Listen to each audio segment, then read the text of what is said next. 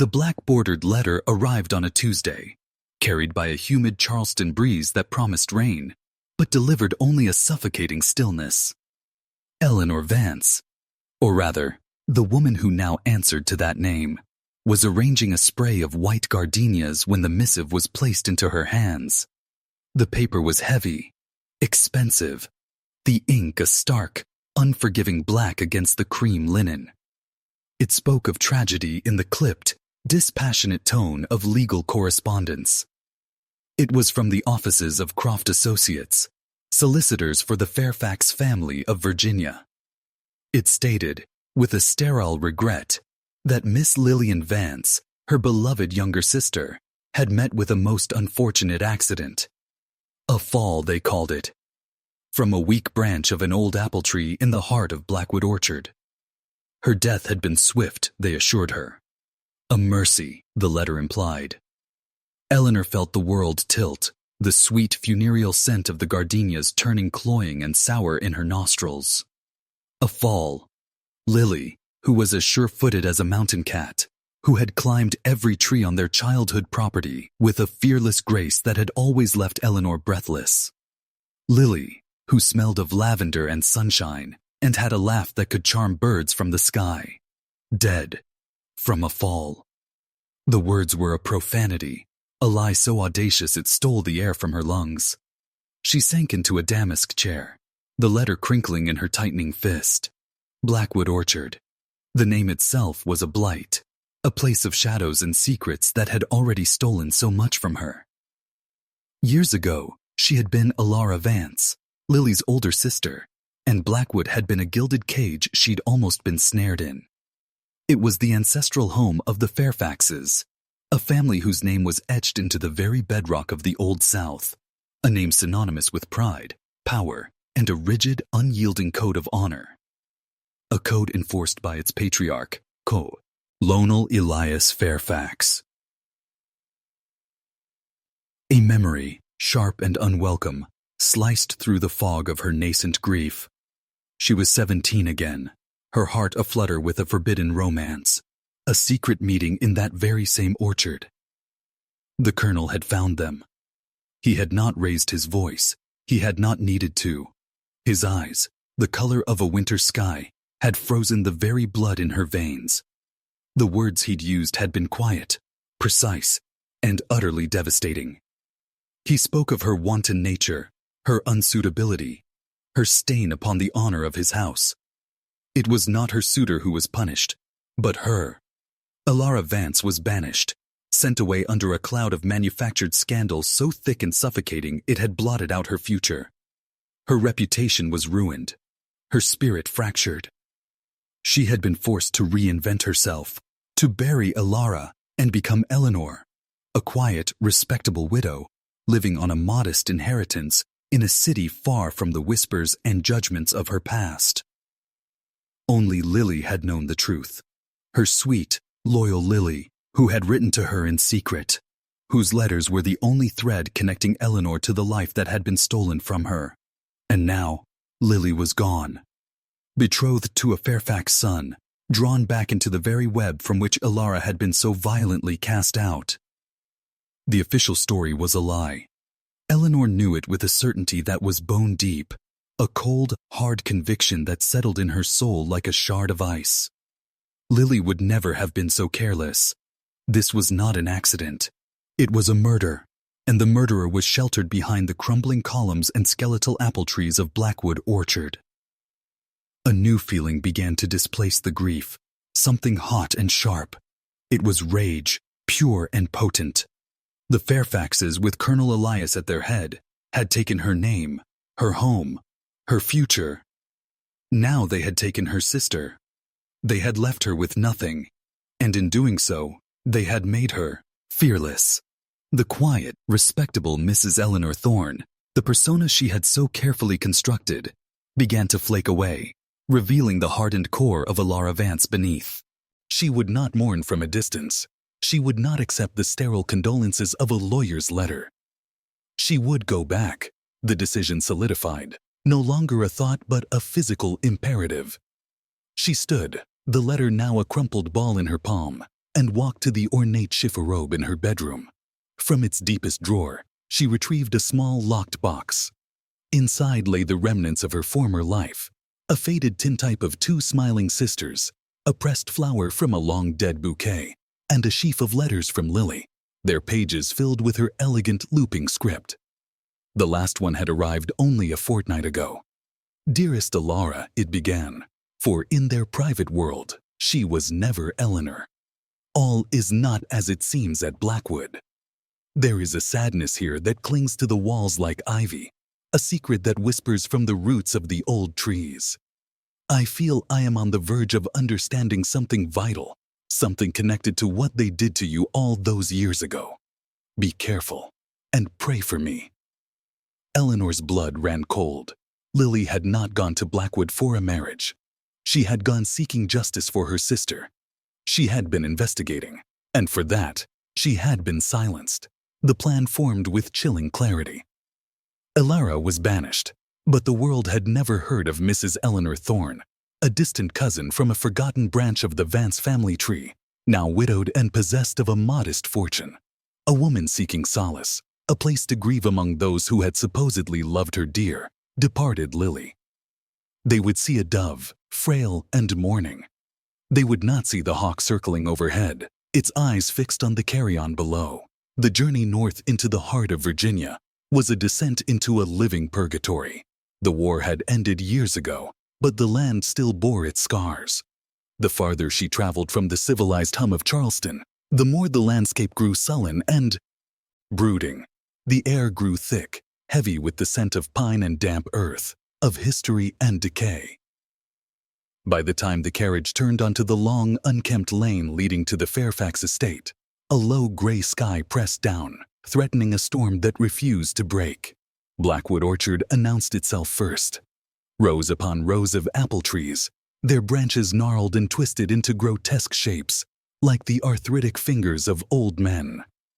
Even in the late summer, their leaves were a sickly mottled green, and the few apples that clung to the boughs were small and withered. The place felt blighted, cursed. It was no longer the sun-dappled grove of her girlhood memories. It was a cemetery of trees, each one a silent headstone. Then the house came into view, a great gray stone edifice that might once have been grand, but was now merely immense, a monument to faded glory. Paint peeled from the colossal white columns of its portico like sunburnt skin. Shutters hung askew, dark and empty as vacant eyes. A miasma of neglect and sorrow seemed to rise from the very soil, a palpable presence that made the hairs on Eleanor's arms stand on end. A severe-looking housekeeper with a face like pinched granite admitted her, her welcome as cold as the marble floor of the cavernous entry hall.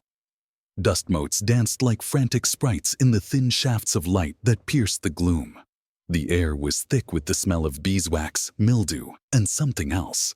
An undercurrent of sorrow so profound, it felt like a physical weight.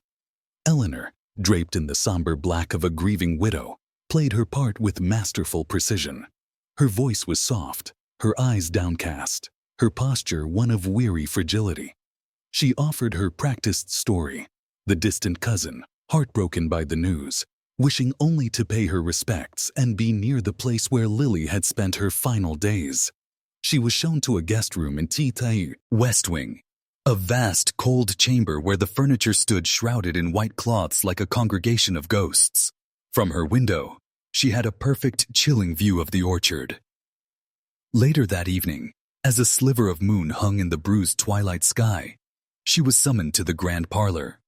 The room was dominated by a massive stone fireplace, dark and cold despite the evening chill.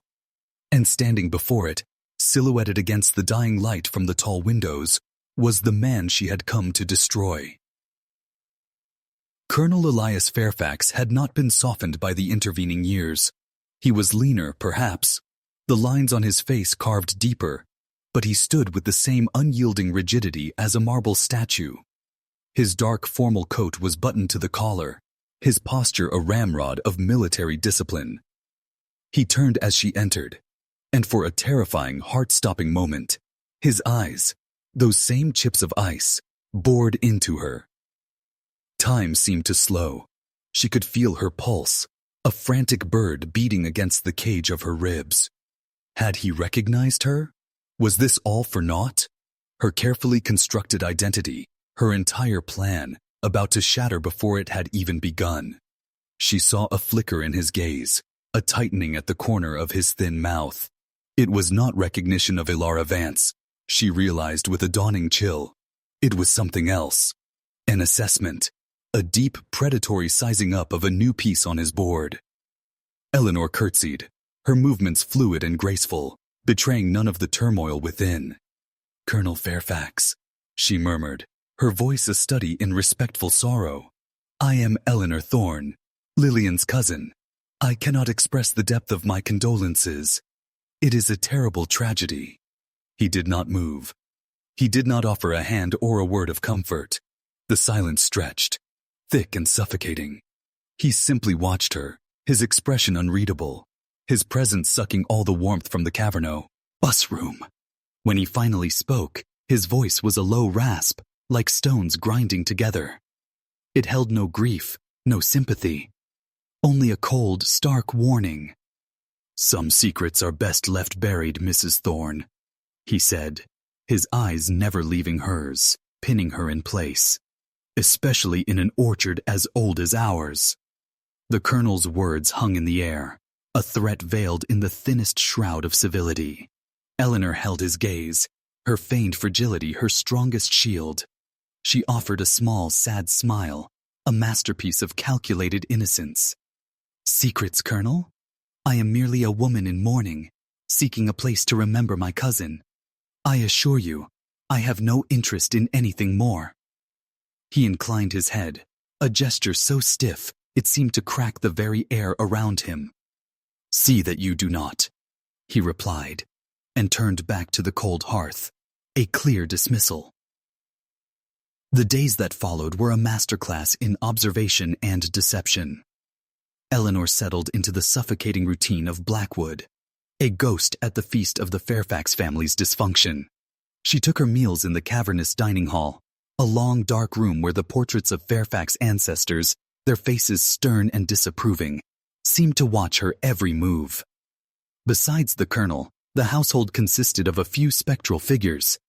There was his wife, Beatrice, a woman who seemed to be fading into the floral patterns of the wallpaper. She drifted through the halls in a laudanum-scented haze, her eyes perpetually red-rimmed, her conversation a disjointed tapestry of half-remembered pleasantries and sudden, unnerving pronouncements about the bad soil of the orchard. Her grief for Lily, the girl who was to have been her daughter-in-law, was a fragile, fluttering thing, more performance than genuine sorrow. Then there was Julian, the younger son, the one to whom Lily had been betrothed.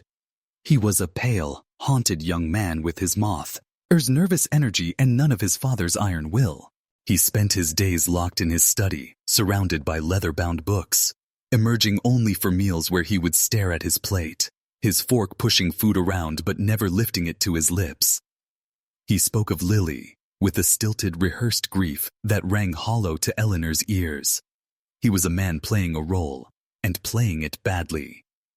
The true power in the house, second only to the colonel, was his spinster sister, Augusta. A woman as severe and unadorned as the house itself, she ran the household with a quiet, ruthless efficiency.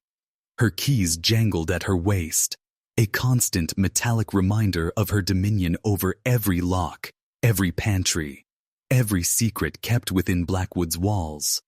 She watched Eleanor with an undisguised suspicion, her sharp, bird-like eyes missing nothing.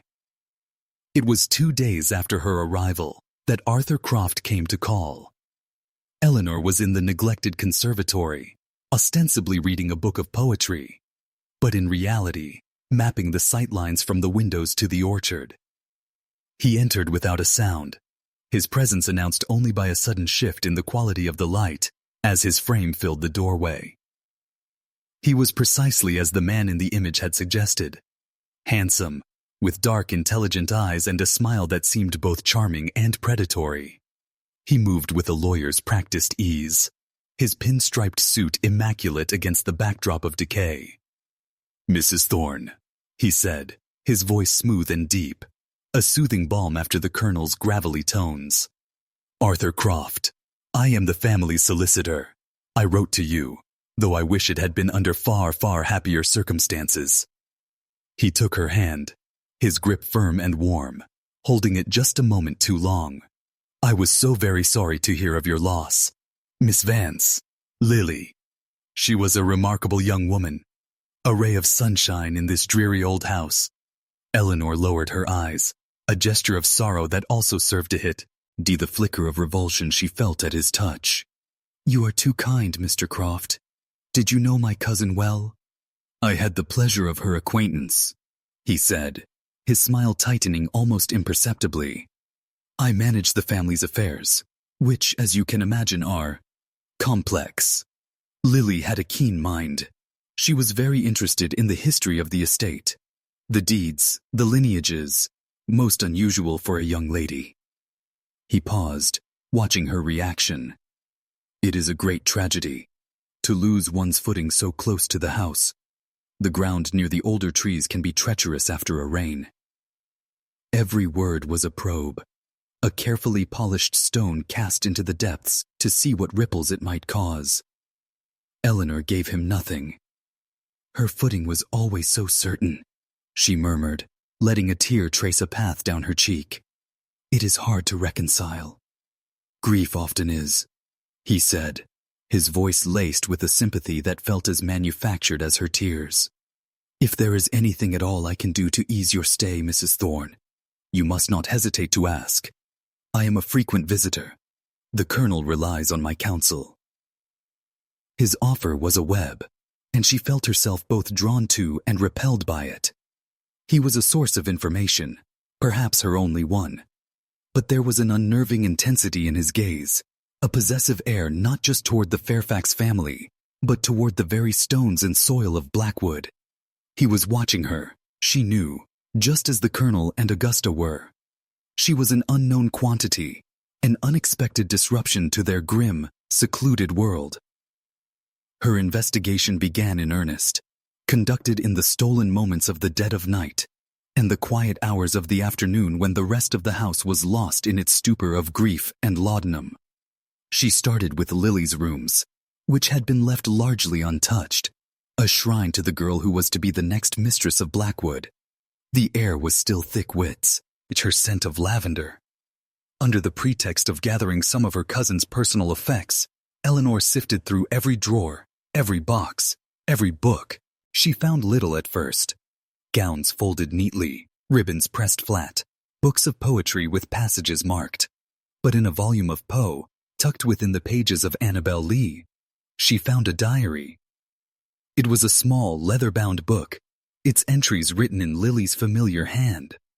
Most of it was mundane, observations of the weather, descriptions of the suffocating Fairfax family dinners.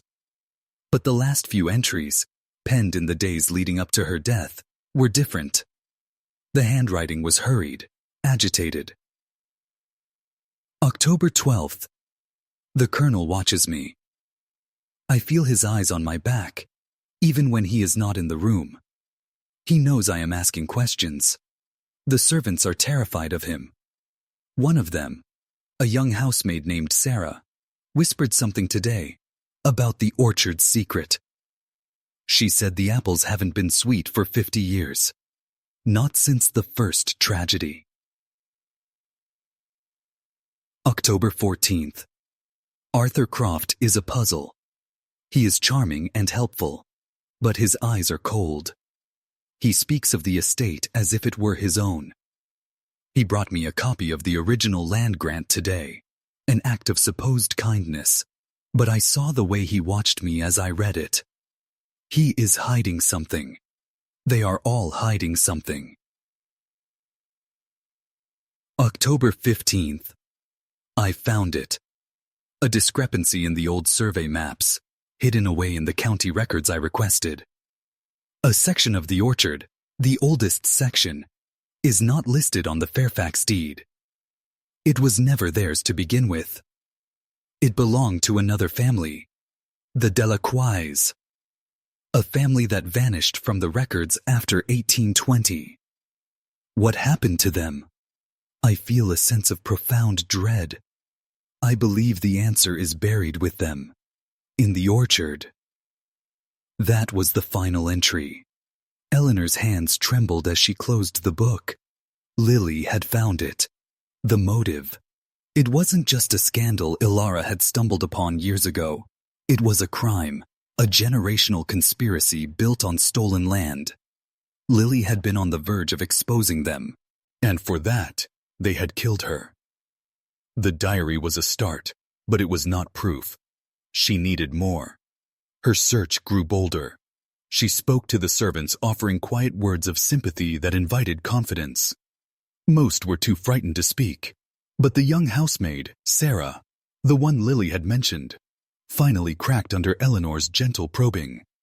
In a hushed, terrified whisper in a darkened linen closet, she told Eleanor that on the day of Lily's death, she had seen the Colonel and Mr. Croft emerging from the orchard together, their faces like thunderclouds. They were not speaking, and Mr. Croft had been carrying a spade. Every clue, every whispered fear, pulled Eleanor toward the orchard. It was the heart of the estate, the source of its name and its curse. She began to walk its perimeter daily, her black morning dress a stark silhouette against the dying grass. The trees were ancient, their limbs heavy and black, their bark like scarred skin. A palpable sorrow emanated from them, a feeling of old, unrighted wrongs. She focused on the oldest section, a part of the grove that was almost wild, choked with thorns and poison ivy, a place the groundskeepers clearly avoided. It was here, she knew, that the truth lay buried. She walked the overgrown paths, her boots sinking into the damp, loamy soil, the air thick with the smell of rot and decay. She felt as if she were walking on graves. One late afternoon, as the sun bled through the skeletal branches in streaks of orange and blood, her foot caught on something just beneath the surface of the earth. A root, she thought at first. But when she knelt, her gloved fingers brushing away the damp soil and decaying leaves, she saw the dull glint of metal. Her heart hammered against her ribs. With frantic haste, she dug with her bare hands, the dirt cold and gritty beneath her nails. It was a chain, delicate and silver. He pulled, and slowly, a small heart-shaped object emerged from the earth. It was a locket, tarnished and caked with mud, but she recognized it instantly. It was Lily's, a gift from their mother, which she had worn every day of her life. The official report, the one signed by a county coroner who was undoubtedly in the Colonel's pocket, had stated that the locket was on Lily's person when she was found. Another lie. It had been deliberately buried, hidden beneath the gnarled, grasping roots of a monstrously old apple tree. With trembling fingers, Eleanor wiped the dirt from its surface. The clasp was stiff, but she worked it open with her nail. The locket sprang open. Inside, on one half, was the familiar, beloved miniature of their mother. But on the other, where a portrait of her betrothed, Julian should have been, was the faded, hand-tinted image of a man she had never seen before. A handsome, solemn-faced man with intense eyes and a dark mustache, dressed in the fashion of a bygone era. And etched into the inside of the cover, in tiny, elegant script, was a cryptic inscription. Ambrose D. Semper et Dinceps, always and forever. Eleanor's mind raced, the discovery sending a jolt of adrenaline through her that eclipsed her fear. Ambrose D. Semper et Dinceps. A name and a promise. This locket wasn't just a misplaced keepsake. It was a message from the grave, a breadcrumb Lily had left for her to follow. The man in the portrait, Ambrose D., was the key. The locket's deliberate burial at the foot of this specific tree was a signpost, pointing her toward the heart of the conspiracy. She snapped the locket shut, the metallic click deafeningly loud in the graveyard stillness of the orchard. She had to get back to the house, unseen. She had to decipher the inscription, identify this mysterious Ambrose, and understand his connection to Blackwood and the long-vanished Delacroix family. Clutching the locket in her fist, she scrambled back the way she came, her senses on high alert.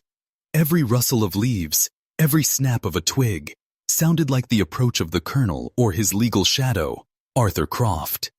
She imagined them emerging from the gloom, their faces grim masks of discovery, the spade glinting in the twilight.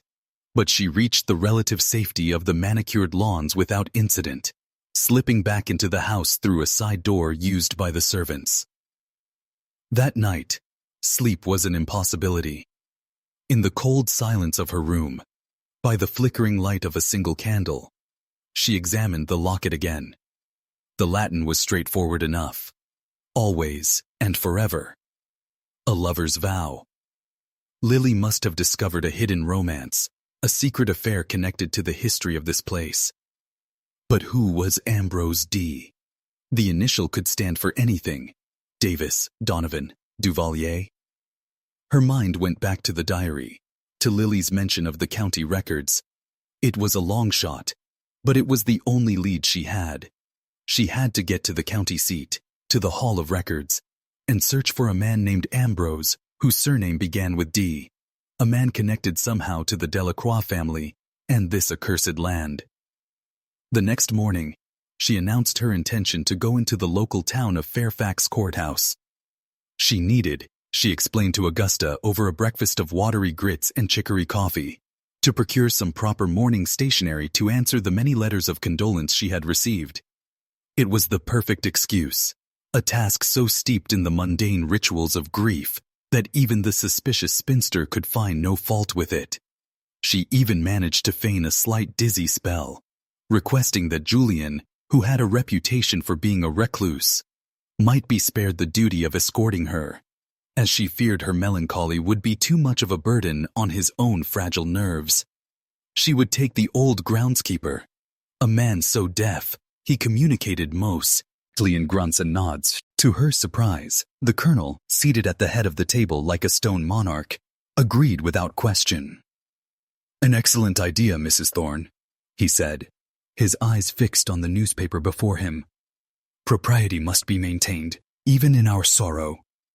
The journey to town was tense. The groundskeeper, Silas, was indeed as deaf as a post, but Eleanor felt the eyes of Blackwood on her back the entire way. She completed her errand at the stationer's with convincing slowness, purchasing paper, black sealing wax, and envelopes. Then, with her package under her arm, she informed Silas that she wished to sit for a moment in the quiet of the town's small public library. He grunted his assent and settled on a bench outside to wait. The library was adjacent to the courthouse.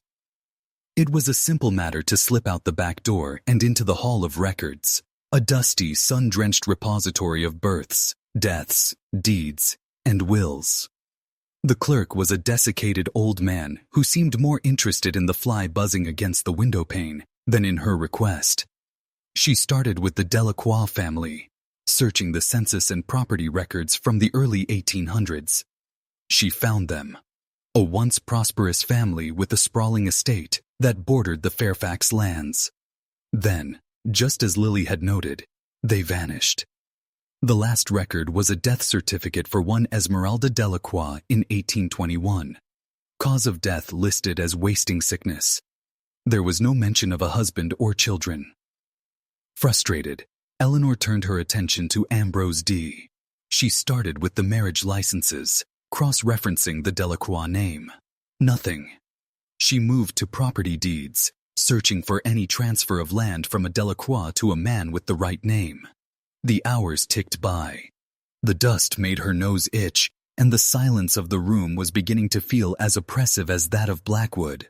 Just as she was about to give up, her eyes caught yet a name in a faded probate record from 1820. It was the will of one Jean-Paul Delacroix, Esmeralda's father. In it, he bequeathed a small parcel of land, a section described as the old apple grove, not to his daughter, but to a man named Ambrose Devereux. Her heart leaped. Ambrose D. attached to the will was a sworn affidavit, a testimony from Ambrose Devereux himself, acknowledging the gift. His signature was a confident, elegant scrawl. He was real. The pieces began to fall into place. The oldest part of the orchard, the part the Fairfaxes laid claim to, had never been theirs. It had been given to Ambrose Devereux. But who was he? An employee? A friend? A lover of Esmeralda's? The next record she found answered the question with a brutal finality. It was a death certificate, dated less than a year after the will was probated. Ambrose Devereux, dead at the age of 28. The cause of death was listed as a hunting accident, an accidental discharge of a rifle.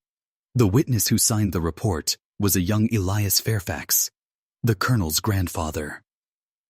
A cold dread washed over Eleanor.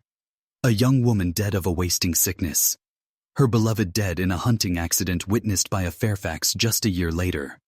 And the land, their land, absorbed into the ever-expanding Fairfax estate. This wasn't a tragedy. It was a cover-up. A murder and a land grab, 2 generations old. Lily had been right. The apples hadn't been sweet for a long, long time. They were nourished by blood and lies. Lily hadn't just been interested in the scandal that had led to Alara's banishment. She had been digging into the very foundation of the Fairfax family's fortune and finding it rotten to the core. This was the secret the colonel was so desperate to keep buried. This was the truth that had gotten Lily killed. As Eleanor prepared to leave, her mind reeling with the implications of her discovery, her eyes fell upon a final chilling document. It was a property transfer, dated 1845.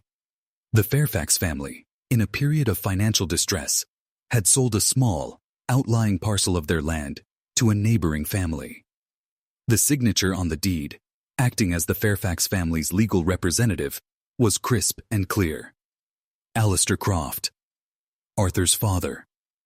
Or perhaps his grandfather. The Crofts had not just been lawyers for the Fairfaxes. They had been entwined with them for generations. Their fortunes intermingled, their secrets shared. Arthur wasn't just an employee. He was a keeper of the flame, a guardian of the conspiracy. His uncanny ability to anticipate her moves, his possessive air toward the estate. It all made sense. He was as much a part of this as the colonel. She left the courthouse, her calm facade a brittle shield over the fury and terror roiling within her. She now understood the what and the why. She knew the stakes were higher than she had ever imagined. This wasn't just about justice for Lily. It was about dismantling an empire built on a lie. That evening, the atmosphere in the house was thicker than ever. The colonel was in a foul mood, pacing the parlor like a caged lion. Arthur Croft was there, the two of them speaking in low, guttural tones before the fire. Eleanor watched them from the shadows of the hallway, her heart pounding. They knew something was amiss. They could feel the ground shifting beneath their feet. Later, Eleanor feigned a headache and retired to her room early. She had to hide the locket, the diary, the notes she had taken at the courthouse. She had to plan her next move. She knew she was running out of time. She decided the safest place was the one they would least suspect. She pried up a loose floorboard beneath the heavy wardrobe, wrapped her precious evidence in an oilcloth, and placed it in the dark, dusty space below. As she was replacing the board, she thought she heard a sound in the hallway, a faint, almost imperceptible creak. She froze, her body rigid, her ears straining. Silence. She told herself it was just the old house settling, its ancient bones groaning under the weight of its sins. Slowly, she rose, her knees aching from the tension. She moved to her vanity, where Lily's things were still arranged. She picked up a silver-backed brush, its bristles still holding a few strands of her sister's golden hair. A wave of grief, raw and overwhelming, washed over her. It was in that moment of weakness that she found the next clue. As she set the brush down, her fingers traced the intricate floral pattern of the vanity's surface.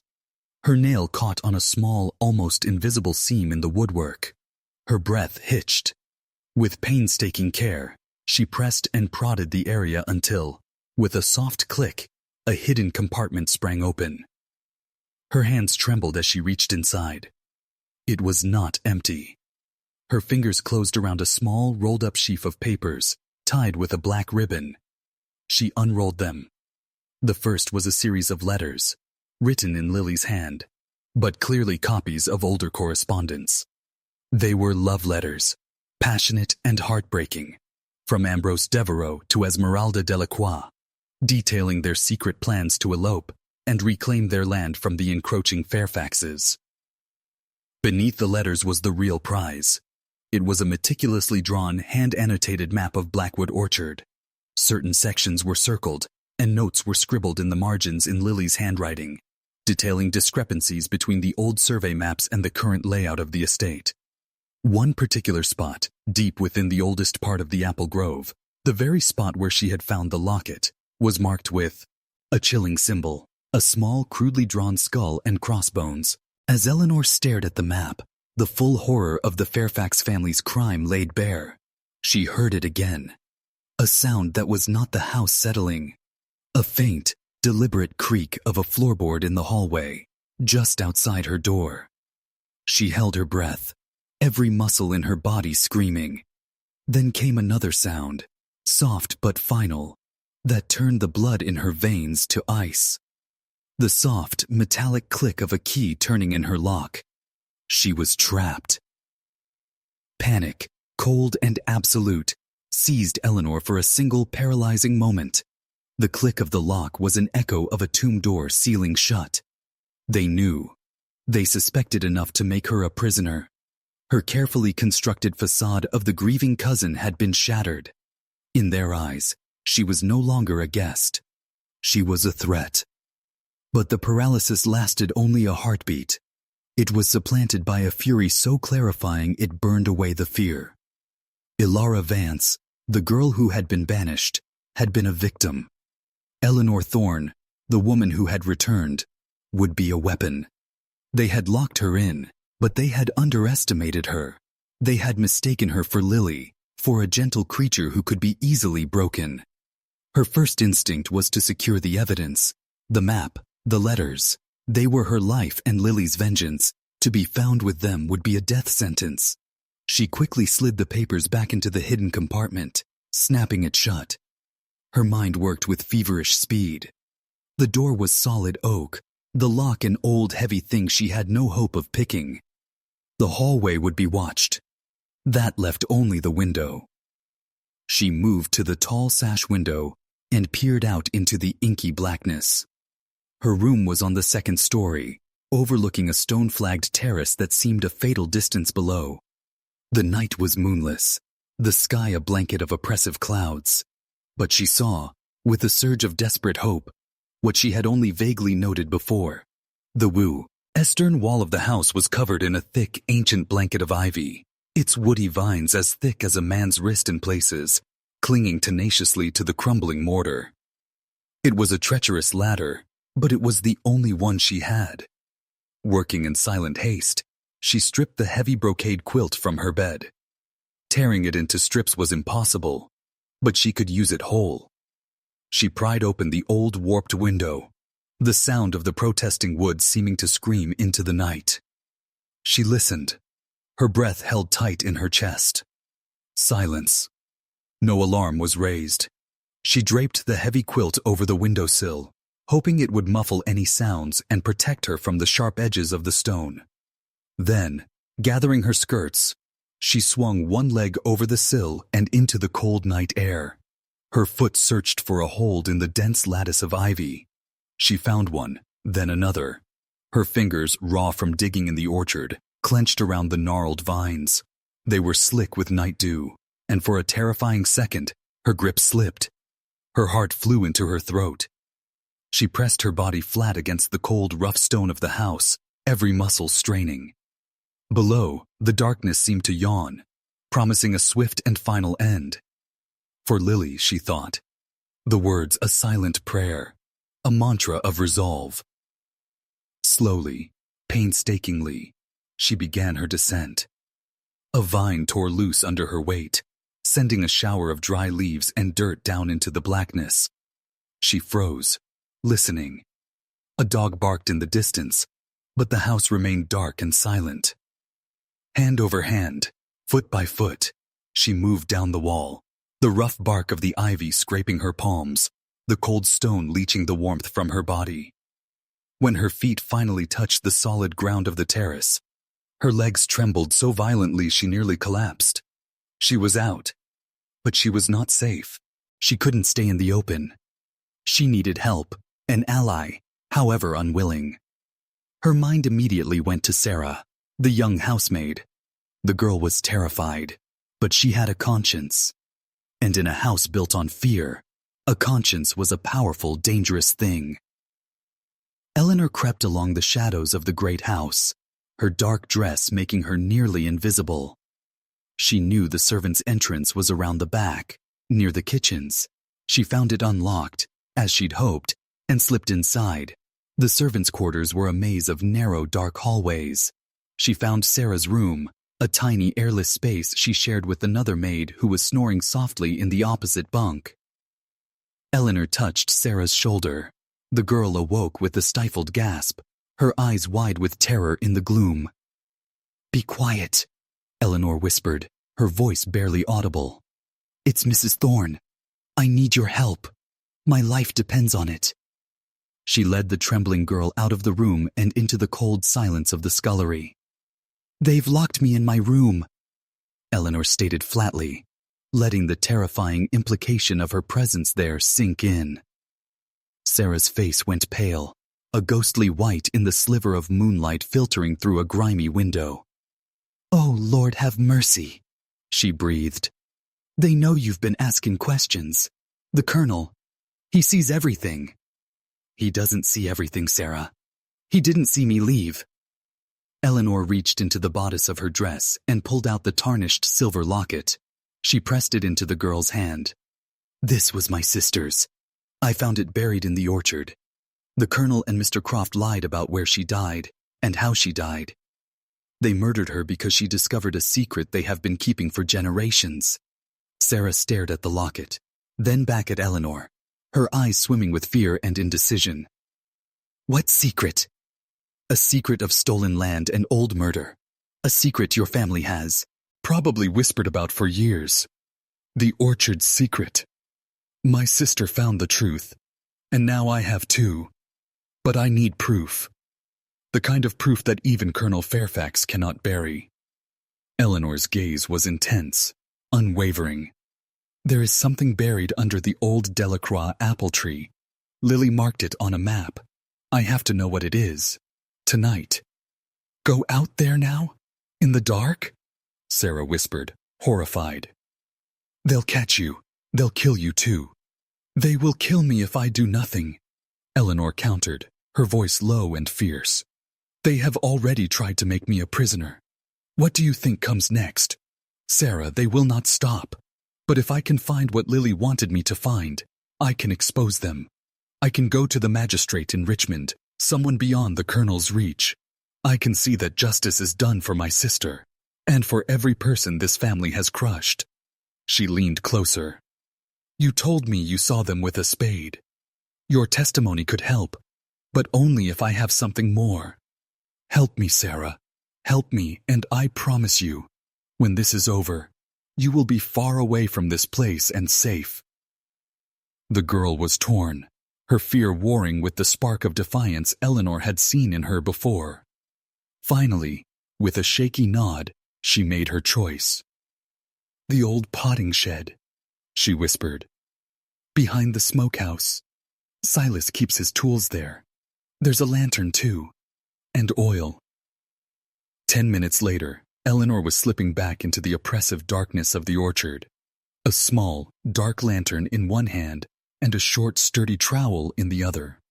Sarah had given her the tools, her hands shaking, extracting a promise that Eleanor would be back before the first light, before the household stirred. The orchard at night was a different entity entirely. If it was a cemetery by day, It was a haunted, living purgatory by night. The twisted branches of the apple trees clawed at the starless sky there, our shapes shifting in the faint lantern light like skeletal beasts. The air was cold and smelled of damp earth and something else, something fetid and ancient. She found the gnarled old tree, the patriarch of this dying grove, its roots clawing at the earth like a grasping hand. This was the spot. Lily's map, the skull and crossbones, the buried locket. It all led here. She set the lantern down, its single flickering eye casting dancing, distorted shadows. She began to dig. The ground was soft and loamy, full of worms and the fibrous network of ancient roots. The work was grueling. The trowel was small, and she resorted to scooping the dirt out with her hands, her nails splitting, her palms screaming in protest. She dug with a desperate energy, fueled by grief and rage, and the terrifying knowledge that the sky would begin to lighten in a few short hours. After what felt like an eternity, the trowel struck something hard with a dull thud. Not a rock. The sound was hollow, wooden. Her breath caught in her throat. Frantically, she cleared the remaining earth away, her fingers brushing against the splintered, rotting wood of a small box, no bigger than a shoebox. It was bound with corroded iron straps. With a final, desperate heave, she pried it from the earth's grip and set it on the ground beside the lantern. It was impossibly heavy for its size. The lid was swollen shut with damp and age. Using the edge of the trowel, she worked at the seam, gritting her teeth, until with a sickening crack, the wood splintered and the lid broke free. She held the lantern closer, her heart hammering against her ribs, and peered inside. The box was lined with what looked like lead, and nestled within the dark, damp interior lay a bundle of rotted linen. It was not documents. It was not a weapon. Trembling, she reached in and carefully peeled back the fragile, time-eaten fabric. Beneath it lay the tiny, perfectly formed skeleton of a human infant. A wave of nausea and horror washed over her, so profound she almost dropped the lantern. But it was the object nestled beside the fragile bones that made her soul turn to ice. It was a child's rattle, fashioned from silver. Though heavily tarnished, it was still intact, and on its bell, engraved in elegant looping script that was unmistakably the Fairfax family style, were two initials, E.F. A strangled cry died in Eleanor's throat. The world narrowed to the flickering lantern light, the skeletal remains, and the damning initials on the tarnished silver. E.F. Elias Fairfax. This was not a story of stolen land. This was the grave of his child. A child he had not only abandoned, but buried like refuse in an unconsecrated patch of earth. The Colonel's rigid honor, his obsession with the Fairfax name, it was all built upon this tiny, silent skeleton. Her first instinct was to flee, to take the box and run screaming into the night until she was miles from this accursed place. But where would she go? Who would believe a hysterical woman with a box of bones? They would call her mad, a grave robber. The Colonel's influence ran deep in this county, a root system of power and fear that had been strangling the truth for decades. No, she could not be rash. With hands that felt disconnected from her body, she tenderly replaced the rotted linen over the infant's remains. Her fingers closed around the cold, heavy silver of the rattle. This she could take. This was proof. Small, concealable, and irrefutable. She slipped it into the deep pocket of her dress, the object feeling as heavy as a tombstone against her hip. Then, with a revulsion that made her stomach churn, she placed the splintered lid back on the box. She had to put it back. To be found with it was unthinkable, but to leave the grave open was to announce her discovery to the world. She lowered the small coffin back into its hole and began to push the cold, damp earth back into place, her hands working mechanically. Each handful of dirt felt like a betrayal, another layer of silence packed upon a decades-old crime. When she was done, she scattered leaves and twigs over the spot, doing her best to make it look undisturbed. The journey back to the house was a nightmare of heightened senses. The eastern sky was beginning to bleed from black to a bruised purple. Dawn was coming. Every shadow seemed to hold the figure of the colonel, every gust of wind his rasping voice. The climb back up the ivy-covered wall was a feat of pure, adrenaline-fueled will. Her muscles screamed, her lungs burned, and when she finally tumbled back through the window into her room, she lay on the floor for a full minute, gasping for breath. The image of the skeleton seared onto the inside of her eyelids. After her breathing slowed, she rose on trembling legs and crept to the door. Her heart hammered a frantic rhythm against her ribs. She reached for the brass handle, expecting to find it locked, to be forced to wait for morning and feign ignorance. She turned it. The latch clicked open. The door was unlocked. A cold dread, far more profound than the fear of being trapped, washed over her. It wasn't an oversight. It was a message. A psychological torment far crueler than a simple lock and key. "We know you were gone," the unlocked door whispered. "We let you come back. We are toying with you. Your cage is not this room. It is Blackwood itself." She spent the remaining hour before sunrise scrubbing the dirt from her skin, cleaning the grime from beneath her broken nails, and trying to mend a tear in her hem. She hid the rattle with the other evidence in the secret compartment, its cold weight a constant reminder of the night's horror. She had to signal to Sarah that she was safe. At the first hint of movement in the servants' wing, she cracked open her door and caught the young maid's eye as she passed, giving her a single, almost imperceptible nod. The look of sheer gut-wrenching terror on Sarah's face was a stark reminder of the danger she had dragged the girl into. Breakfast was an exercise in supreme control. The dining room felt like a stage, and Eleanor was the lead actress in a play where she had forgotten all her lines. The colonel sat at the head of the table, looking no different than he had the day before. He was simply a stern, aging patriarch eating his breakfast. But Eleanor saw him now for what he was. She looked at his hands, the way they held his fork and knife, and imagined them digging in the dark, burying a secret that should have destroyed him. She risked a glance at Beatrice Fairfax. The woman was listlessly stirring her tea, her gaze fixed on something 1,000 miles away. Was that her child in the orchard? Was her laudanum-soaked sorrow not for Lily, but a perpetual mourning for a baby she was never allowed to claim? The thought was so agonizing that Eleanor had to look away. Arthur Croft was present, his handsome face a mask of polite concern. "You look pale this morning, Mrs. Thorne," he observed, his eyes missing nothing. "I do hope the oppressive air of this old house is not affecting your health." "Grief is a tiresome companion, Mr. Croft," Eleanor replied, her voice steady. "But I find I am more resilient than I appear." His smile was a thin, predatory curve. "I am beginning to believe that is true." Later that day, he found her in the library, where she was pretending to peruse a book of local history. He moved with his signature silent grace, standing before her before she had even registered his approach. "I find myself concerned for you, Mrs. Thorne," he began, his tone oozing a false sincerity that made her skin crawl. "This is no place for a woman in your delicate condition, alone, unprotected. I have managed quite well on my own, Mr. Croft. Have you?" he mused, stepping closer. He idly ran a finger along the dusty spine of a book on the shelf beside her. "Blackwood has a way of unsettling people. The nights are very long. The grounds are uneven. A person could get into all sorts of trouble wandering where they ought not." His eyes met hers, and the charm was gone, replaced by a cold reptilian intelligence. One must be so careful where one steps, especially after dark.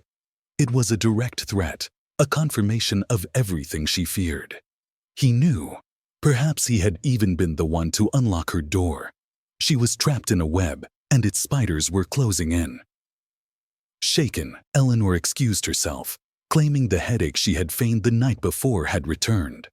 She needed to be alone, to think, to feel the cold, hard proof of the rattle in her hand, and remind herself she was not going mad. She reached her room, her hands trembling slightly as she closed, and this time, lock the door from the inside. A futile gesture, she knew, but one she needed nonetheless.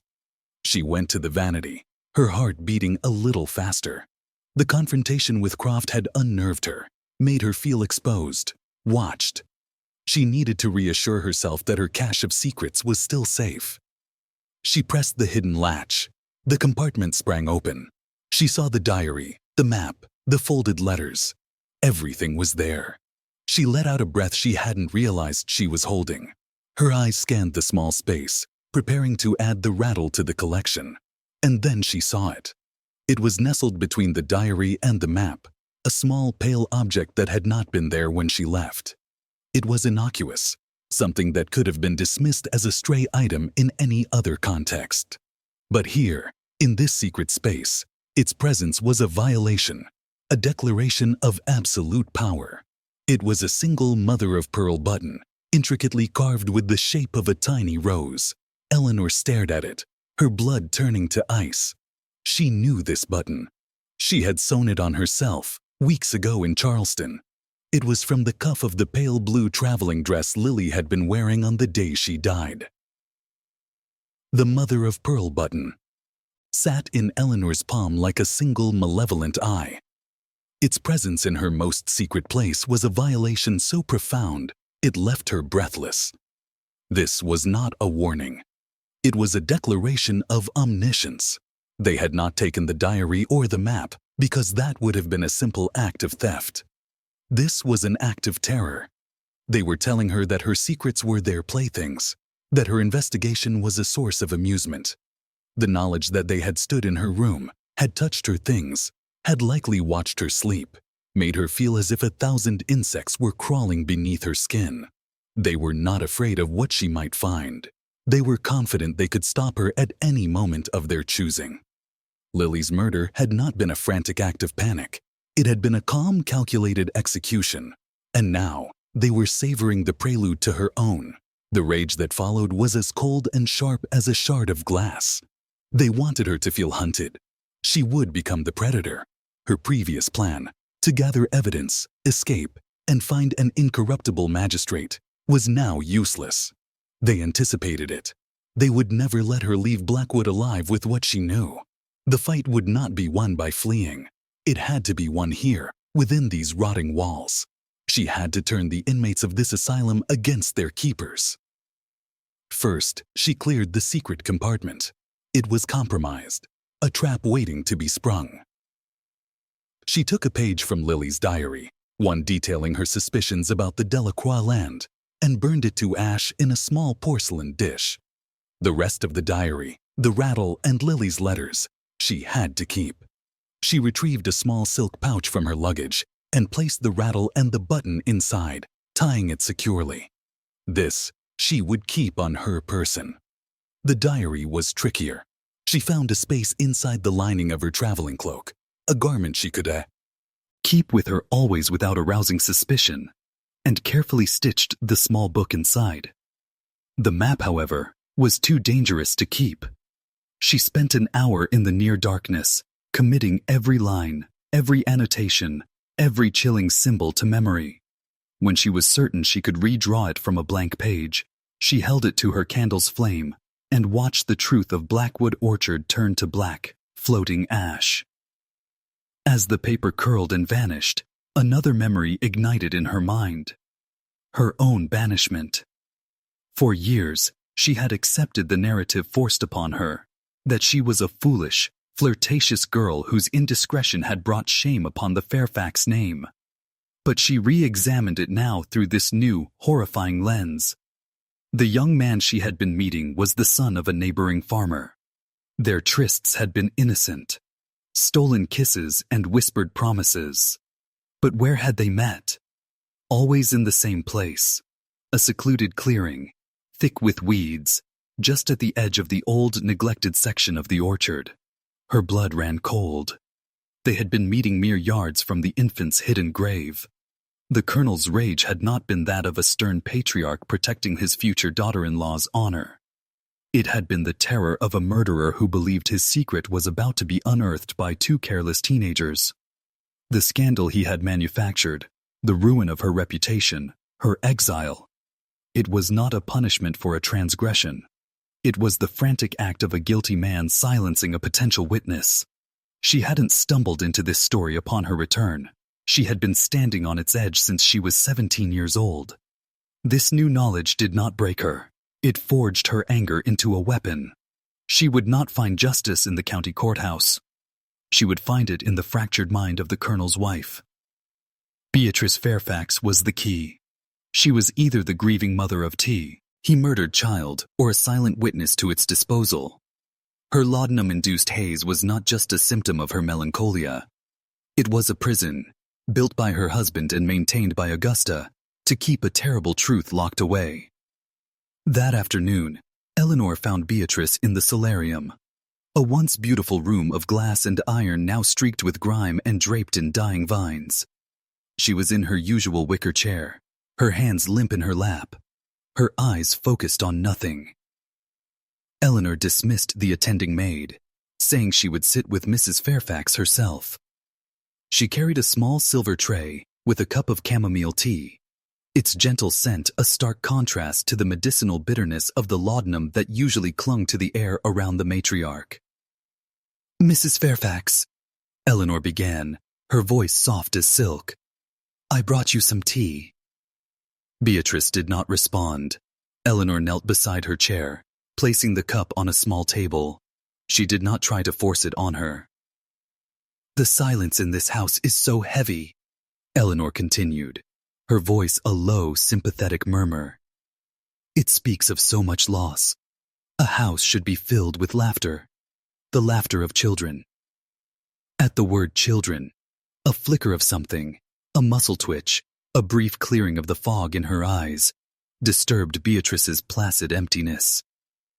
Eleanor pressed on, her words carefully chosen. To lose a child. It must be a pain that never fades, a wound that never heals. Some losses are too great to even speak of. They become secrets we carry in our bones.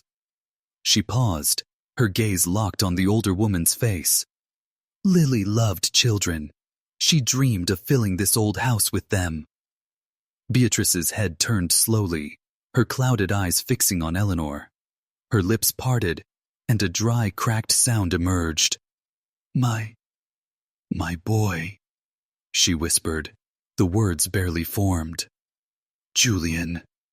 "Yes, Julian," Eleanor affirmed gently.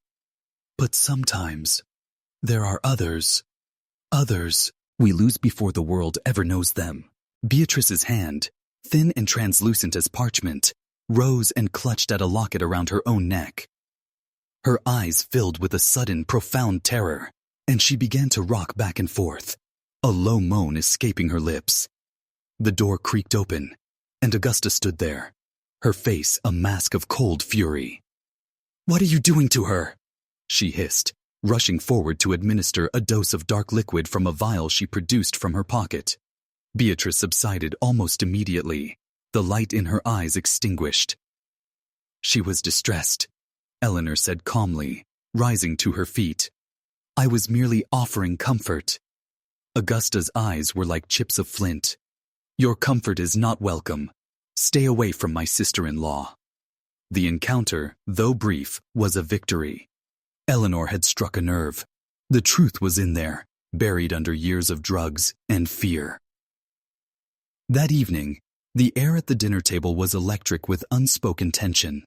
The Colonel and Croft were discussing a drop in tobacco prices, but their conversation was clipped, their attention clearly elsewhere. Eleanor knew her earlier questioning of Beatrice had been reported. She felt their collective gaze on her, a physical weight of suspicion and menace. She decided it was time to push back, to show them she was not intimidated. Waiting for a lull in the conversation, she set down her fork and looked directly at Colonel Fairfax. Her voice was clear and carried across the long, polished table. "I was reading about the Delacroix family today, in one of your excellent history books, Colonel," she said, her tone one of pleasant inquiry. "Such a fascinating and tragic story. To have a family of such standing simply vanish. It's as if the very earth swallowed them whole." She let the silence hang for a moment before adding, "One wonders what became of their legacy, their children." The effect was instantaneous. The colonel's hand, Y.H. had been lifting a wineglass, froze midway to his lips. Arthur Croft's charming smile vanished, replaced by a flat, dangerous stillness. Augusta's fork clattered against her plate. For a single breathless moment, the only sound was the ticking of the grandfather clock in the hall, counting down the seconds in a war that had just been openly declared. The colonel slowly lowered his glass. "History is filled with forgotten names, Mrs. Thorne," he said, his voice a low growl. "It is the business of survivors to look forward, not back." "Of course," Eleanor replied with a serene smile. "But one must never forget the foundations upon which our present is built." The rest of the meal passed in absolute suffocating silence.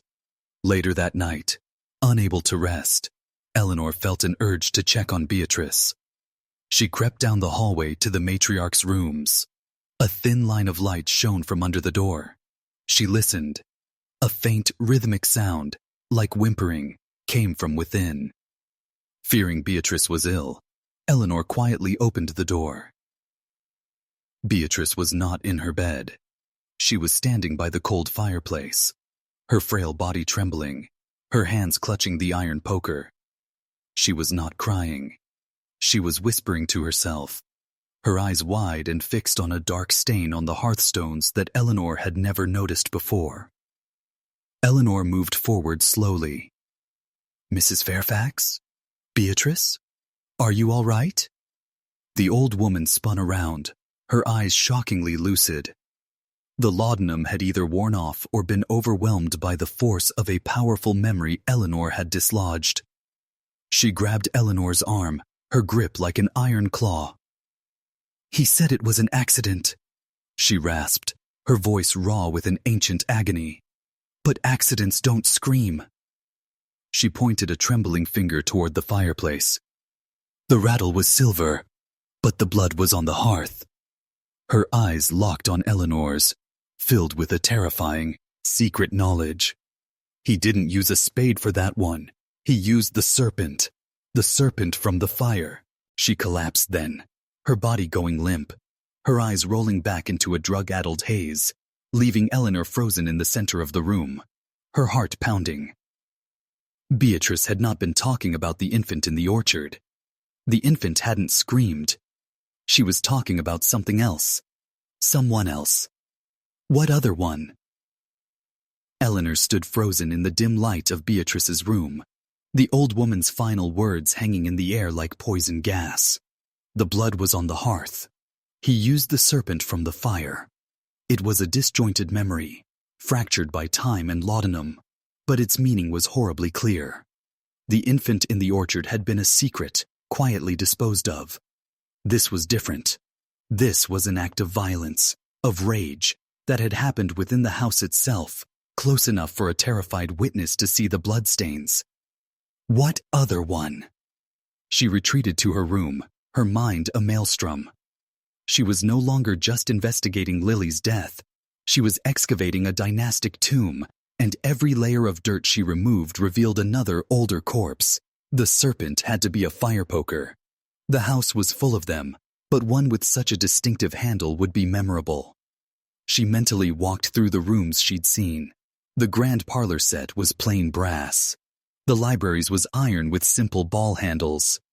But there was one room she had only glimpsed, a room that was the colonel's sanctum, his private study. It was the heart of his power, and the logical place for a trophy-like object, a poker fashioned like a venomous snake. The next morning, Eleanor sought out Sarah, finding her nervously polishing silver in the butler's pantry. Her dismissal from the night before, when Augusta had discovered her with Beatrice, had been cold and severe. Eleanor knew she was putting the girl at immense risk, but she had to know. "Sarah," she whispered, her voice urgent. "Listen to me carefully. He Fairfax sons. Julian is the only one I have met. Were there others?" Sarah's eyes darted towards the pantry door. There was another, she said, her voice barely audible over the clink of silver. Mr. Thomas, the first son. What happened to him? Died 3 years ago now, Sarah murmured, rubbing a tarnished fork with frantic energy. A riding accident, they said. Thrown from his horse down by the river. A terrible tragedy. He was different from the others. He was kind. An accident, Eleanor repeated, the word tasting like ash. Accidents don't scream, Beatrice had said. Did anyone hear anything? That day? Sarah froze, her knuckles white around the fork. She looked at Eleanor, her young face a mask of old fear. The whole house heard it, she whispered. The fight. Mr. Thomas and the Colonel, in the study that morning, shouting like you've never heard. About the estate, about the past. Cook said she'd never seen the Colonel so full of black rage. A few hours later, the stable boy found Mr. Thomas's horse wandering back, alone. The pieces clicked into place with horrifying certainty. Thomas, the kind son, had discovered the truth.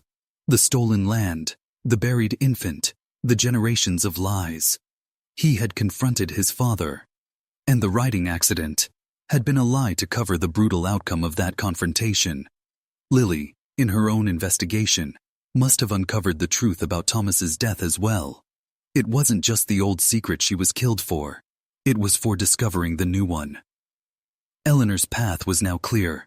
She had to get into that study. She had to find the serpent poker.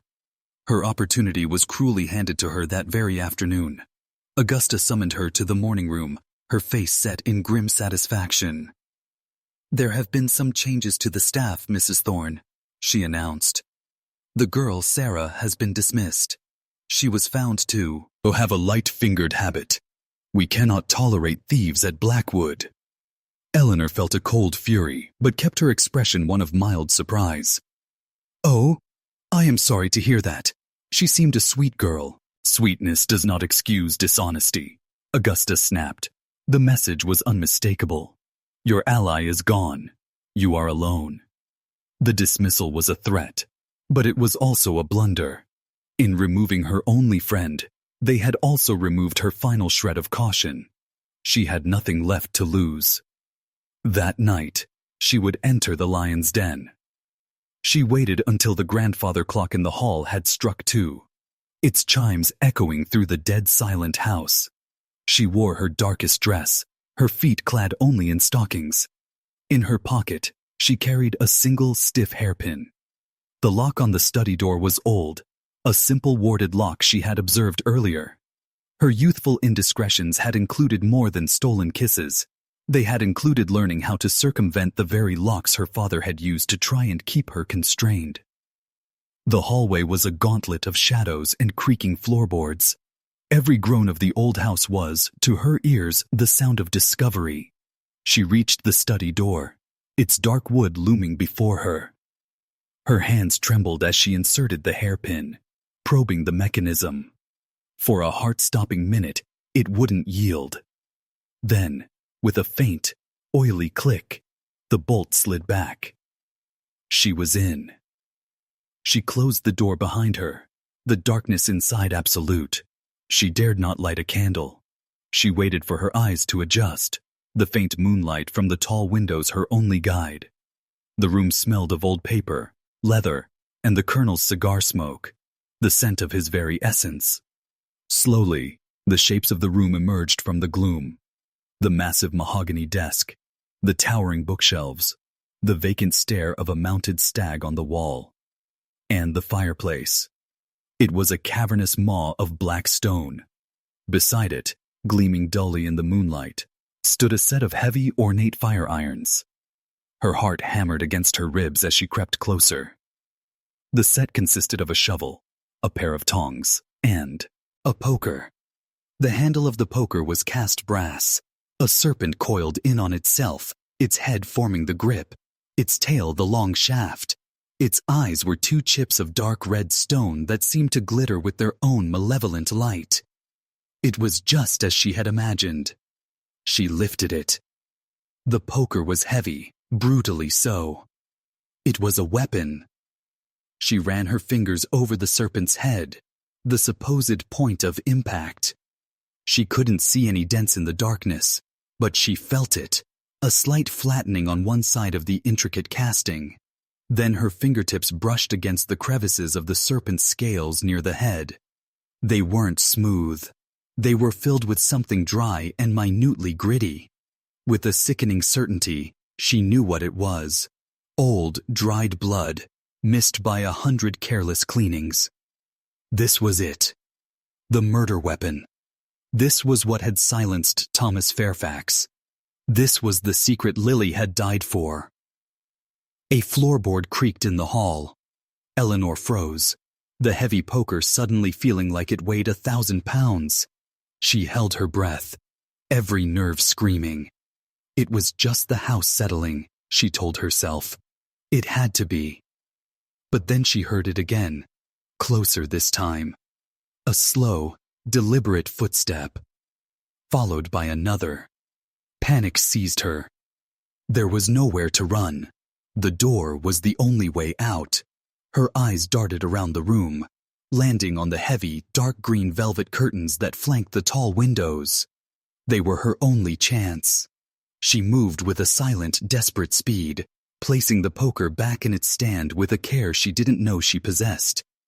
She slipped behind the curtain just as the doorknob began to turn. She flattened herself against the cold glass of the window, her body rigid, her mind a blank slate of terror. The door swung open, casting a long dancing shadow into the room from a lamp held in the intruder's hand. It was the colonel. He moved into the study with the heavy, weary tread of an old soldier. He did not light the main lamps, seemingly content with the small pool of light from his oil lamp, which he placed on the corner of his desk. He walked directly to the fireplace, his back to Eleanor's hiding place. He stood there for a long moment, a great, dark silhouette against the pale moonlight. Eleanor held her breath, praying the thick velvet would hide the frantic beating of her heart. She could have reached out and touched him. The colonel sighed, a sound of profound world-weary exhaustion. He reached out a hand, not to stir a fire, for there was none, but to grasp the serpent-handled poker. He lifted it from its stand, holding it loosely in his hand, his thumb stroking the coiled brass. He stared into the black empty hearth, lost in a memory. The silence stretched, thick and unbearable. Eleanor felt she would suffocate from it. Then, the colonel spoke, his voice a low, guttural whisper, not meant for any living ear, but his own. It was a single word, a name spoken with an impossible weight of damnation, and perhaps of sorrow. Thomas. Behind the velvet curtain, Eleanor was no longer a person. She was a vessel of pure, silent terror. Every beat of her heart was a drum threatening to betray her presence. The air was thick with the scent of old paper and the murderer who stood mere inches away, his grief or guilt, a palpable force in the room.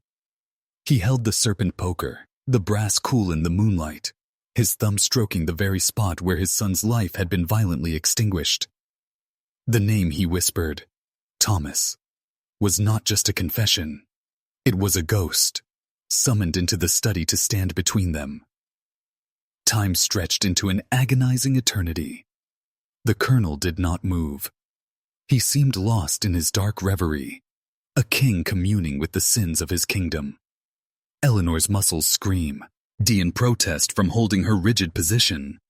Just as she felt her control might shatter, the colonel let out another heavy sigh and replaced the poker in its stand with a soft, metallic ring. He turned, walked to his desk, and placed the lamp down. He stood for a moment, his back to her, and then, without another sound, he walked out of the study, leaving the door slightly ajar. Eleanor did not move for a full 5 minutes. She listened until the last faint creak of the floorboards faded from the upstairs hallway, until the oppressive silence of the house settled once more. Only then did she dare to part the curtains, a ghost slipping back into a world that no longer felt real. The journey back to her room was a fever dream. She did not remember her feet touching the floor, only the overwhelming relief of closing her own door behind her and sliding the bolt home. She did not sleep. She sat in a chair by the window, watching the slow, agonizing crawl of the night towards dawn, the full, monstrous tapestry of the Fairfax family's history unfurling in her mind. It was a dynasty built not on honor, but on a succession of graves. First, Ambrose Devereux and the Delacroix, murdered and erased for the orchard that was now the source of the Fairfax's blighted pride. Second, the infant, her own flesh and blood, a child of Elias Fairfax, disposed of in the cold earth, its existence sacrificed for a name, for an inheritance. Third, Thomas, the son who learned the truth, the son who must have had a conscience, silenced with a serpent of brass and fire by the father he dared to confront. And finally, her Lily, sweet, brave Lily, who had followed this trail of blood and secrets not for greed or power, but for love and justice for the sister who had been wronged. Lily, who had been brutally erased for being righteous in a house where righteousness was a fatal disease. As the first weak light of dawn bled into the sky, something inside Eleanor shifted. The fear, the grief, the desperate need for justice. They all remained, but they were consumed by a fire. A cold, clarifying rage that burned away every last vestige of the victim she had once been. Justice was a word for courtrooms and magistrates, men the Colonel and Croft could buy and control. Justice was not enough. What they had done required a different kind of reckoning. It required ruin. She did not want to see them in a courtroom. She wanted to stand on the ashes of their legacy, to see the name Fairfax become a curse upon the lips of all who heard it. In the cold gray light of that Virginia morning, Eleanor Vance finally and fully chose revenge. At breakfast, the change in her was palpable. She met the Colonel's haunted, weary gaze, not with fear or sorrow, but with an unnerving, level calm.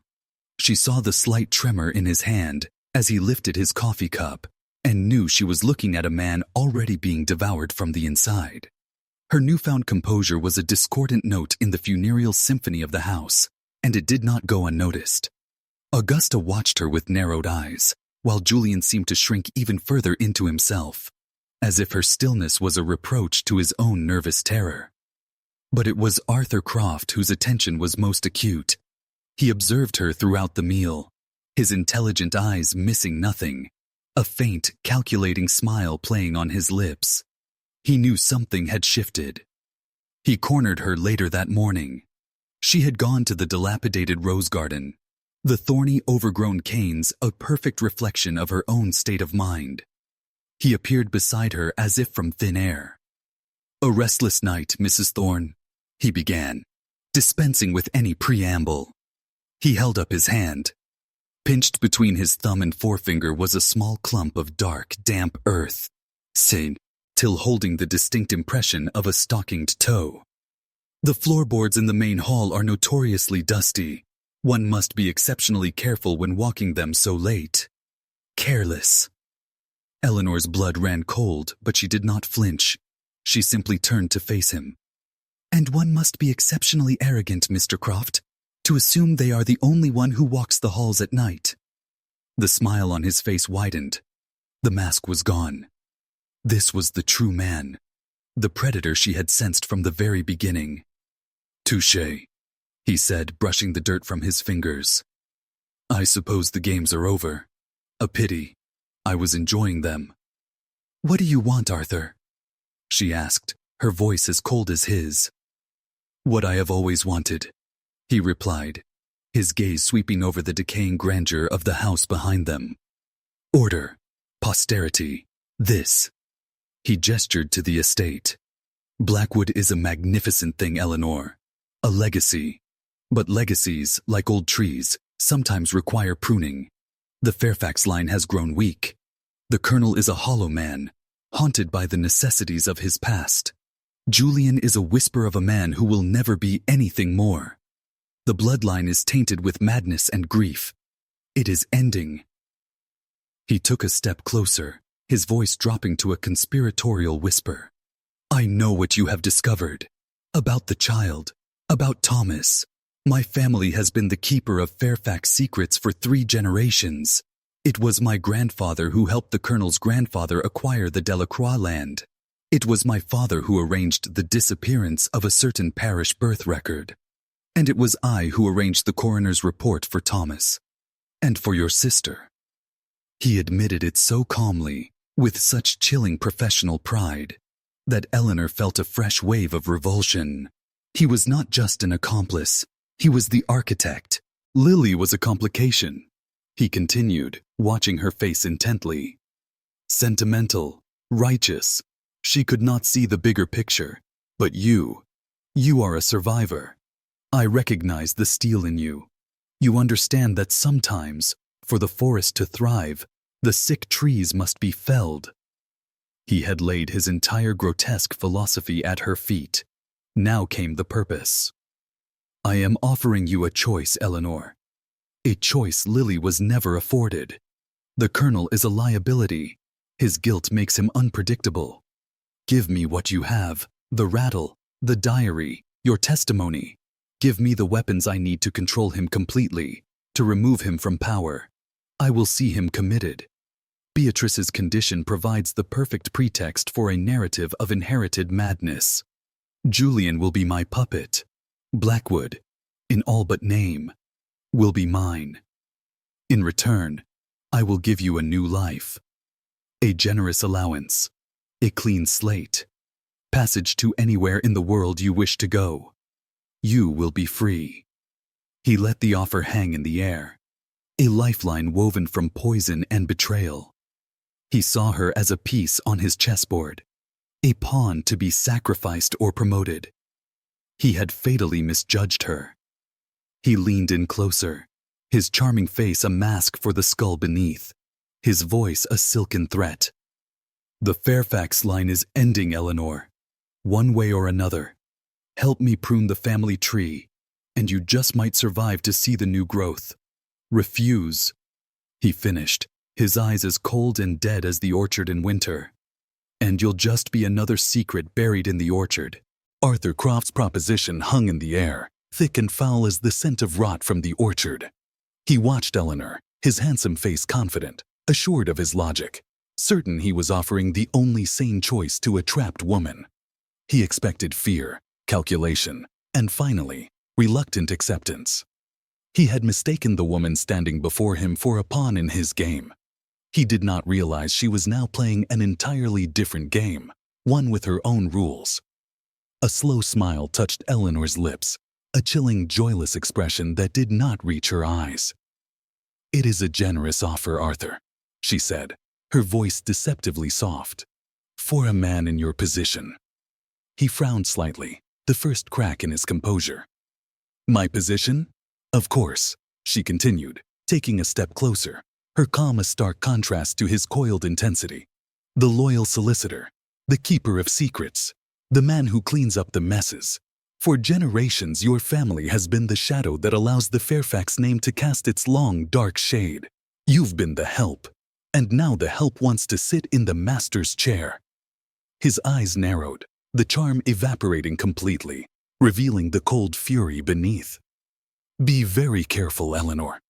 Oh, I am, she assured him. I see you with perfect clarity. You speak of pruning the Fairfax line as if it were your right. But you are not a woodsman, Arthur. You're a parasite, and you finally decided the host is weak enough to kill. You don't want to save Blackwood's legacy. You want to steal it. You think the Colonel is a hollow man, but you are nothing but ambition in a well-tailored suit. You have no name, no legacy of your own, just a desperate hunger for someone else's. She gave a small, dismissive shake of her head. So no. I will not be your accomplice. I am not interested in a deal with the help. The insult landed with the force of a physical blow. His face went rigid, a muscle twitching in his jaw. He had offered her a chance to be a partner in his coup, and she had dismissed him as a common usurper. For a man obsessed with power and status, it was the deepest cut imaginable. You have just signed your own death warrant, he hissed, his voice a low, venomous whisper. "You signed my sisters," she replied, turning her back on him and walking away, leaving him standing amidst the dying roses, his rage a silent, impotent thing. She had not just refused his offer, she had declared war. Her mind was already racing, the pieces of her revenge clicking into place. Croft had revealed his hand, and in it, her greatest weapon, his ambition. The bond between the Colonel and Croft was built on decades of shared guilt and mutual necessity. But the Colonel's defining trait was a monstrous, all-consuming pride in his name and his absolute control over his domain. If he were to believe that his loyal dog was planning to become his master, their alliance would not just break, it would combust. Her plan was audacious, dangerous, and required a perfect performance. She spent the rest of the day in her room, using the original letter Croft had sent her to meticulously practice his signature. His handwriting was like him, bold, sharp, with a certain elegant flourish. By late afternoon, she could replicate it almost perfectly. On a clean sheet of her new morning stationery, she penned a short, damning note. "Dr. Albright," it read, "following our previous correspondence, I believe the time has come to act. The Colonel's paranoia has worsened, marked by violent episodes and delusions. For his own safety and the preservation of the estate, we must proceed. I will await your arrival next week to begin the necessary legal steps for his long-term institutional care. Your discretion, as always, is paramount. A. Croft." It was a masterpiece, of poison, aimed directly at the heart of the Colonel's deepest fears: madness, loss of control, and betrayal by the one man he trusted. Before she could set her trap, she needed to prime another charge. She found Julian in the library, staring sightlessly out the window at the oppressive orchard. He looked more like a ghost than a living man. "Julian," she said softly. He started, not having heard her approach. "Mrs. Thorne," he mumbled, his eyes skittish. "I know this is difficult," she began, her voice full of a sympathy she did not feel for him, but for the brother he had lost. "But I must ask you something. About your brother Thomas." Julian flinched at the name. "What about him?" "Lily spoke of him in her letters to me," Eleanor lied, the falsehood coming easily to her lips. "She said she did not believe the story of his death. She said he was the finest horseman in the county, that he would never have been thrown by a simple stumble. She believed someone was lying about what happened that day." Julian stared at her, his mouth slightly agape, a flicker of some long-suppressed emotion in his eyes.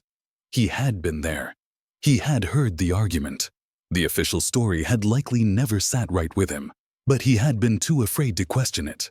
"She was wrong," he said, but his voice lacked conviction. "It was an accident." "Was it?"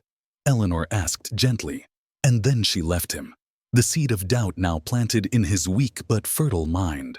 The main trap was sprung at precisely 4 o'clock. As she'd anticipated, the Colonel returned from his daily walk, his boots clicking on the marble floor of the entrance hall. Augusta was nearby, rearranging a vase of wilted flowers. It was perfect. Eleanor began to descend the grand staircase, a book in her hand, the forged note tucked loosely within its pages. She timed her steps to intercept Arthur Croft, who was just emerging from the parlor. As they drew level, she feigned a misstep, letting out a small cry and stumbling. The book flew from her hands, and its contents, the note and a dried bookmark, scattered on the floor. "Oh, my heavens, how clumsy of me!"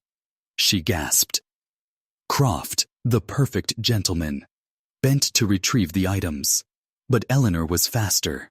She snatched up the folded note from the floor, her movements a study in feigned panic, her eyes darting towards the Colonel as if to see if he had noticed. "Thank you, Mr. Croft," she said, her voice flustered, clutching the note to her chest before quickly ascending the stairs again. It was a perfect performance. She had not let him see the note, but she had made it clear it was something she desperately did not want him or anyone to see. From the top of the stairs, she glanced down. The colonel was staring after her, his face a thunderous mask of suspicion. Augusta was watching him, a worried frown on her severe face. The bait was not just taken, it had been swallowed whole. That evening, dinner was unbearable.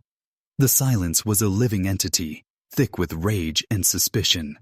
The colonel did not speak a single word, his eyes boring into Arthur Croft, who, for the first time, seemed unsettled, unable to penetrate the wall of his patron's cold fury.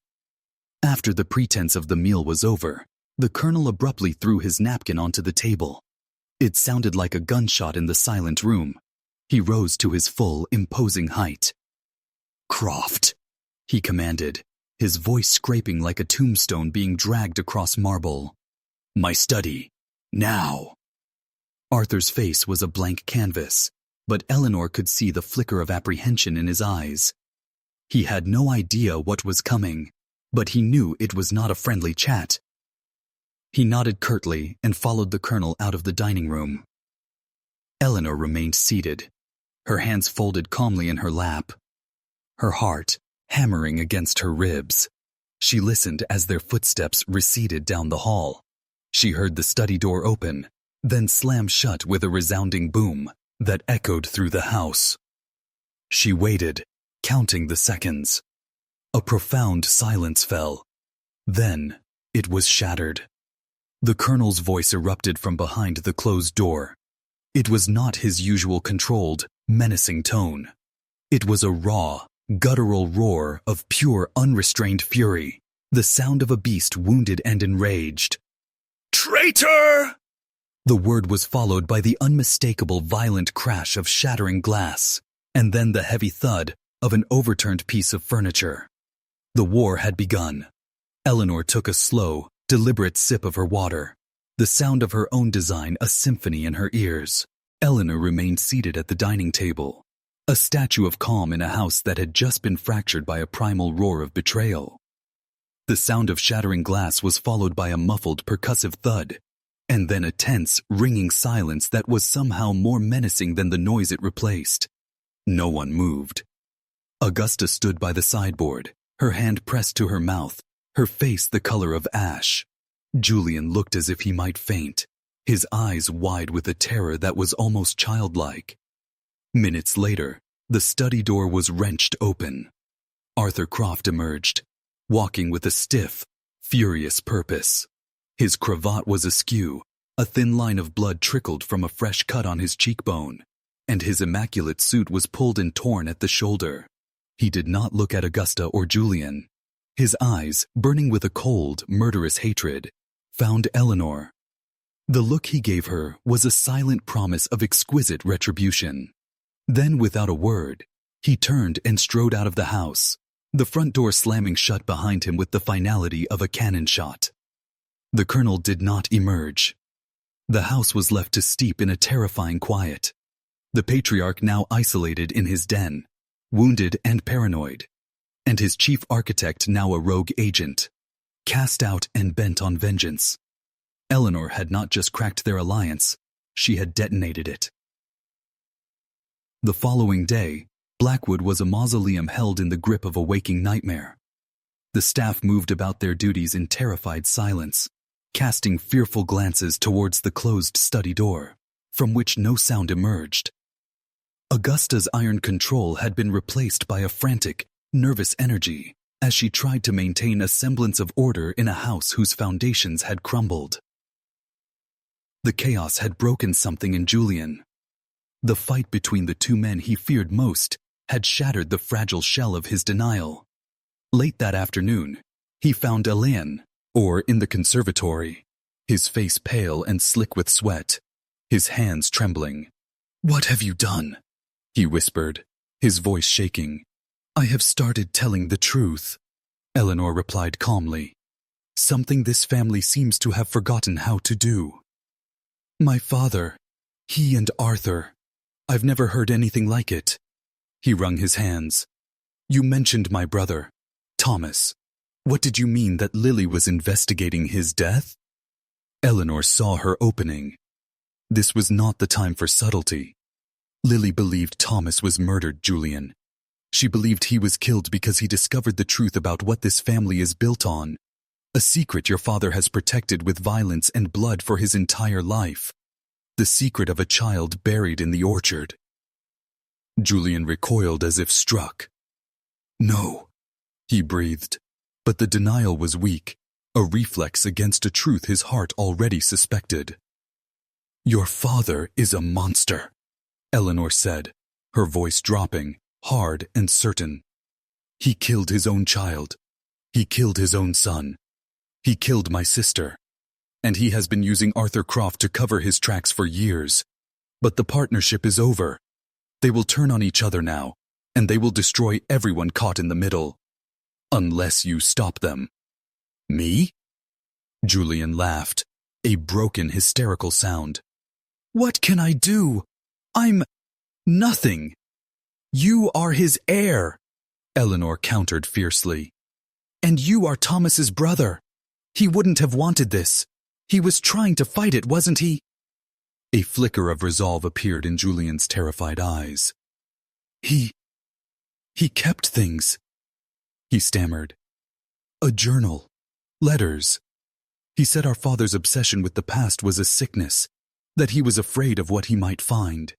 He kept a box hidden, in his old room. Where? Eleanor pressed, her heart quickening. Behind the hearth. There's a loose stone in the back of the fireplace. He showed me once, years ago. He made me promise never to tell the colonel. This was it. The final piece. The testimony of the murdered son himself.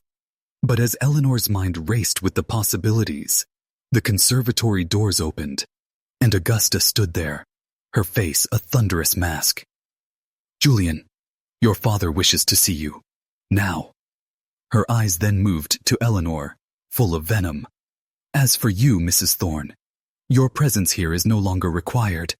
You will pack your things and be gone by morning. It was a hollow threat. Eleanor knew they would never let her leave. She was being officially demoted from guest to prisoner. As Julian was led away like a lamb to the slaughter, Eleanor knew her time was running out. She had to get to that journal. She waited an hour, an agonizing stretch of time, before making her move. The wing where Thomas's bedroom was located had been closed off for years, a dusty, silent shrine. The air inside was stale, thick with the scent of decay and forgotten things. The room was just as it had been left, a layer of white dust covering every surface like a shroud. She knelt at the cold fireplace and felt along the stones at the back. Her fingers found it, a single fire brick that was loose in its mortar. She worked it free. Behind it was a dark cavity, and nestled inside was a heavy, locked metal box. Using the serpent poker she had seen in the study, which she had retrieved as her one grim trophy, she smashed the lock. Inside, resting on a bed of yellowed linen, was a leather-bound journal and a stack of letters tied with a ribbon. She opened the journal. Thomas's handwriting was clear and strong, the words of a thoughtful, intelligent man horrified by the secrets he was unearthing. He wrote of finding the old Devereux deeds, of his confrontation with Arthur Croft, who had tried to placate him with threats and legal maneuvering. The last few pages were a chilling account of finding the infant's grave. I confronted Father R this morning. The final entry read, I showed him the rattle. He did not deny it. I saw something in his eyes I have never seen before. Not anger, not shame. Something empty. He told me that a legacy requires sacrifices. I fear for my life. I have sent the most important documents, the original deeds, a copy of the Devereux will, and my own sworn affidavit, to my friend, Robert Ainsworth, at his law practice in Richmond. I told him to open the package if he does not hear from me within a fortnight. I pray to God he never has to. A wave of triumphant relief washed over Eleanor. The proof. It was already safe. It was outside the walls of Blackwood, beyond the reach of the Colonel and Croft. All she needed to do was get a message to Robert Ainsworth. It was then that she smelled it. Faint at first, a slight acrid tang in the dusty air, easily dismissed as a scent from the old chimney, but it grew stronger, sharper, joined by the unmistakable smell of burning wood and fabric. An orange light, flickering and alive, began to dance in the crack beneath the bedroom door. She ran to the door and pressed her hand against it. The wood was already hot. Panic, cold and absolute, seized her. She rushed to the window, her mind reeling, and looked out into the night. The entire west wing of the house was a raging inferno. Flames, brilliant and terrifying, devoured the side of the mansion, climbing the ivy-covered walls, licking at the roof. The colonel's study, the library, the family records, all of it was being consumed. Croft had made good on his threat. He had decided to erase the board entirely. The roar of the fire was growing louder, a hungry beast consuming the house from the inside out. Blackwood was burning. She was trapped on the second floor of a decaying, forgotten wing with the final confession of a murdered man in her hands, and the flames were closing in. The smell of burning history was acrid and thick. Eleanor slammed the hot door shut, the roar of the inferno on the other side a living, breathing beast. Panic was a luxury she could not afford. Clutching Thomas's journal to her chest, she ran to the window.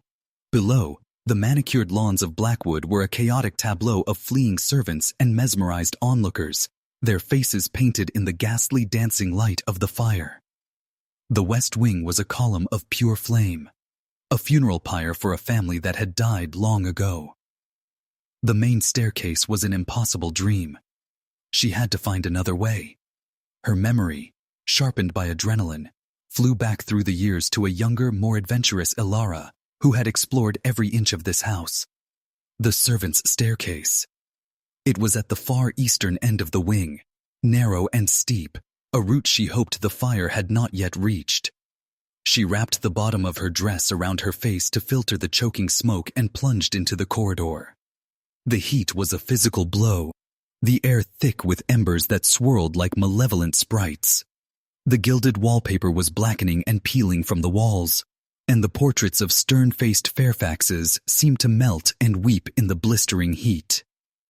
As she passed the top of the grand staircase, a scene of such monstrous, tragic pride unfolded below that she stopped, mesmerized.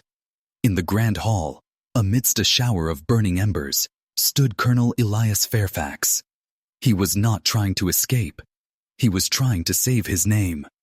"The portrait of my grandfather!" he roared at two terrified stable hands, pointing at the massive, gilt-framed painting that dominated the hall. "Save it! The legacy of this house will not burn." The men hesitated, looking up at the groaning, smoke-belching ceiling. As the colonel took a step forward, intending to tear the painting from the wall himself, a terrible grinding groan echoed from above.